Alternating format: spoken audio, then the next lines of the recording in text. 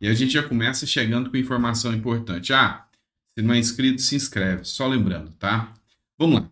Lula resiste, mas parte da base governista insiste em CPI sobre ataques em Brasília. Você tem que entender que os atos do dia 8 foram muito graves, tá? Atos considerados antidemocráticos e realmente muito graves. Invadiram a sede dos três poderes e depredaram o patrimônio público. Isso é coisa de criminoso, sem sombra de dúvidas. Só que tem uma coisa. Parte da ala apoiadora do ex-presidente Bolsonaro alega que houve infiltrados. Outra parte, como o próprio senador Marcos Duval, alega que Lula sabia e deixou acontecer para se beneficiar, assim como também Romeu Zema, que nem era apoiador do Bolsonaro por completo, mas alega também esse acontecido. O fato é que Lula não quer que aconteça essa CPI de forma alguma. Só para você se situar, a CPI vai acontecer porque a ex-candidata a presidente e senadora, a Soraya Tronic, colheu as assinaturas e quer investigar quem é o responsável pelos atos acontecidos em Brasília. E Lula não quer de forma alguma. Embora parte da base governista, parte de petistas, ainda querem saber porque eles querem desmascarar e falar que é o Bolsonaro. Já outra parte fala que não, que Bolsonaro pode sair como vítima da história e quem pode se dar mal nessa é o Dino e o próprio Lula por ter sido omisso nessa situação. A CBN também, e eu esqueci de dar o crédito, a primeira matéria da CNN, a segunda é da CBN, tá, pessoal? Enquanto o Senado força a abertura da CPI dos atos golpistas, Lula é contra por temor dos militares. Lula tem em mente aqui que os militares vão correr atrás e vão colher provas para incriminar Lula e o Flávio Dino, tá? E já tem assuntos, já tem conversas dizendo aqui, inclusive, que Lula já pediu a Pacheco para não abrir essa CPI de jeito nenhum. E Pacheco já tinha anunciado que a CPI ia ser instaurada a partir do dia 2, do dia 1º ou do dia 2 de fevereiro. Bom, então fica aí a dica. Agora eu trago uma matéria para vocês, grave também, tá? Uma matéria de pleno news aqui para vocês, tá? Não, nem é, minto. Jornal A Trombeta, tá? Jornal A Trombeta que eu trago essa matéria para vocês. O Alto Comando do Exército convocou uma reunião às pressas, tá? A crise que parecia estar acabando entre o governo Lula e o Exército e os militares, com a nomeação do novo comandante e a retirada do general César Arruda, parecia que estava acabando, mas parece que voltou e a coisa está ficando feia.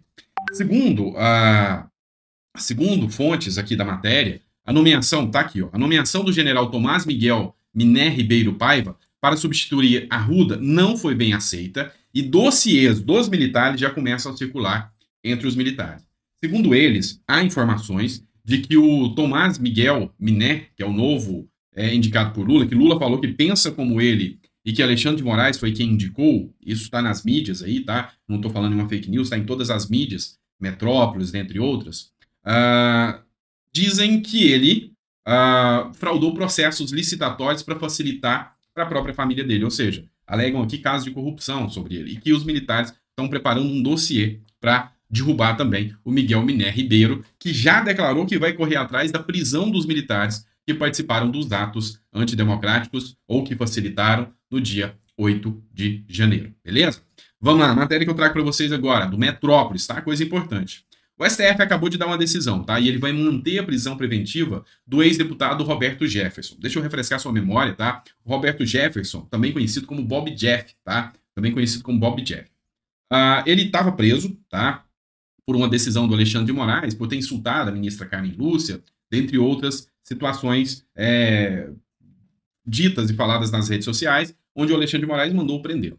Aí depois foi dada a liberdade provisória para ele, ele foi para casa. Tá? Lá na casa dele, ele fez mais um vídeo insultando a ministra Carmen Lúcia e o Alexandre de Moraes mandou prendê-lo de novo.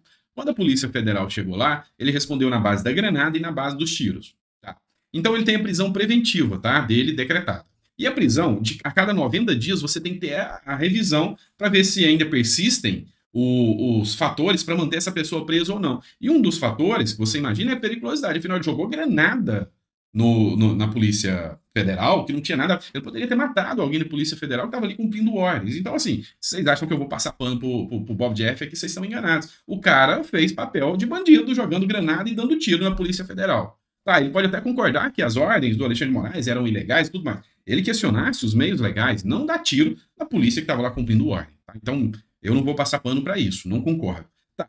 Só que aí vem o grande ponto. Na decisão do Alexandre de Moraes, que manteve a preventiva dele, você imagina que ele ia usar esse argumento. Não, ele tem características violentas, ele jogou granada contra a PF, ele deu tiro na PF. Não, o argumento foi que ele não cumpre as medidas cautelares que o Alexandre de Moraes determinava e que ele chegava, inclusive, a continuar ofendendo a Carmen Lúcia, e que se soltar ele, ele vai continuar ofendendo as pessoas na rede social. Então, esse é o argumento dado, tá? Então, assim, não vou passar pano, eu acho que a prisão dele justifica depois o que ele fez, tá? E se você não concorda comigo, eu acho justo você colocar aí no comentário, mas o que me chamou a atenção aqui foi o argumento para manutenção de prisão dele, tá? Na base jurídica, eu imaginava que o argumento seria o ato violento e não foi. É a fala dele que foi o argumento para manutenção da prisão dele, tá? Vamos lá, agora eu trago uma matéria agora do Metrópolis, tá? O Igor Gadelha é o colunista dessa matéria, né? O que Lula e o presidente de Cuba conversaram.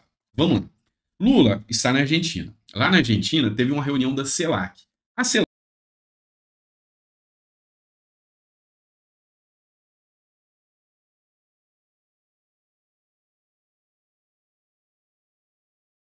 a você é a união, é o clubinho dos comunistas, tá? Da América do Sul, sul-americanos, tá? Comunistas e socialistas da América do Sul e caribenhos, tá?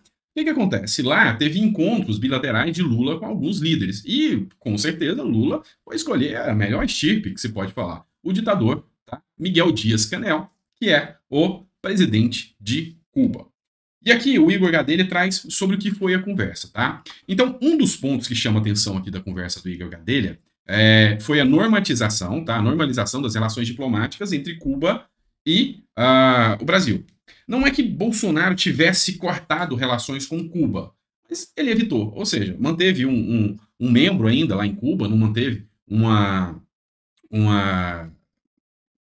embaixada lá, né? Embora não manteve uma embaixada lá, manteve um membro para assuntos que fossem necessários, mas cortou relações. Agora Lula falou que vai voltar a normalizar. E Lula também falou que vai ser o porta-voz tanto de Nicolás Maduro quanto do Miguel Dias, do ditador de Venezuela e Cuba, para condenar internacionalmente o embargo comercial. Ou seja, ele vai acusar os Estados Unidos de estar fazendo errado contra Cuba e Venezuela. Tá? Os embargos comerciais, econômicos e financeiros dos Estados Unidos contra Cuba. Então, bola fora, né? Ele já começa atacando os Estados Unidos, defendendo Cuba. E o pior aqui, um ponto que compensa a gente chamar a atenção, é só esse pedacinho aqui, ó. O atual chefe da assessoria especial do petista, Amorim, diz que Lula e Dias-Canel também não abordaram a violação dos direitos humanos por parte do regime cubano. Não é papel do Brasil ficar fazendo repreensão às violações dos direitos humanos que acontecem em Cuba. Que isso, né? Lógico que não. O Brasil está preocupado com direitos humanos? Não, né? Hipocrisia, né, gente? Vamos falar a verdade que Lula, no discurso lá na Argentina, ele chegou a falar, em alto e bom tom, que os Estados Unidos deveriam respeitar o regime que Cuba tem. Porque Estados Unidos tem o dele, o Brasil tem o nosso, e Cuba tem o regime deles, ditatorial, mas é deles. Eu não vou interferir nas violações de direitos humanos que Cuba faz. Pois é. Aí já começa mostrando que realmente isso é palavra de quem está usando a tese da defesa da democracia com base sabe, nas perseguições que estão acontecendo aqui no Brasil. Então, assim, isso é grave, isso é sério. Por último, mas não menos importante, eu ainda vou trazer esse ponto aqui para vocês. Já foi abordado algumas vezes. Essa matéria é do Terra Brasil Notícias, tá? O crédito da matéria. Especialista dispara. Governo Lula quer exercer sozinho o poder de polícia e de juiz na internet. Eu assisti um vídeo do Luiz TV falando sobre isso aqui, tá? E eu achei interessante pra caramba. Porque isso aqui foi um tapa na cara do STF.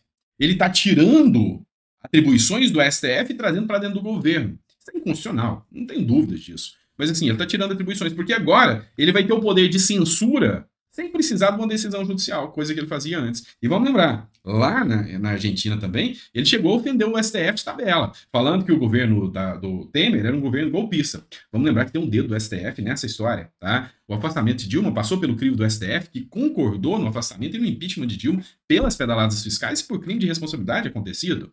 Então aqui, o que a gente tem? A gente tem uma violação nítida da Constituição por parte do governo Lula, querendo exercer o papel de censurador da internet. É simples assim. Então, para você que falava que era delírio dos bolsonaristas ou dos patriotas, a preocupação da aproximação de Lula a um regime mais comunista, mais ditatorial, só não vê quem é cego ou quem não quer ver. E o pior cego é o que não quer ver, né? Para falar a verdade. Porque está explícito. Alinhamento com Maduro, alinhamento com Miguel Dias, alinhamento com ditaduras, defesa das violações dos direitos humanos naqueles países. Pois é, algo de errado não está certo. E como eu brincava sempre aqui com vocês, Brasil, se antes era o país que o poste fazia xixi no cachorro, eu acho que agora já tá muito além disso, né? Tá grave a situação, tá bom? Tá muito grave a situação. Ficou até o final do vídeo? Peço a você para deixar o seu comentário concordando ou discordando do que eu tô falando aqui. A democracia, um democrata age assim. Ele aceita a discordância. Então, o seu comentário é muito importante naquilo que eu falei, que você não concorda, acha que o Roberto Jefferson não deveria permanecer preso, que ele fez certo em tacar bomba e granada na Polícia Federal. Você até concorda? Beleza, coloca no comentário, tá? Embora eu discorde. Ou se você acha que eu tô errado, que Lula tá certo em não comentar as violações dos direitos humanos lá em Cuba e faz bem defender que ele mantém o regime dele do jeito que ele quiser. Sei lá, cada um no seu cada um, né? Mas o fato é que a gente ainda tem liberdade de expressão, tá? E a gente tem liberdade de expressão. Eu posso até não concordar com o que você vai falar, mas eu vou lutar até o final para que você possa falar, correto? Então, obrigado. Até daqui a pouco, ao meio-dia, estou de volta com vocês.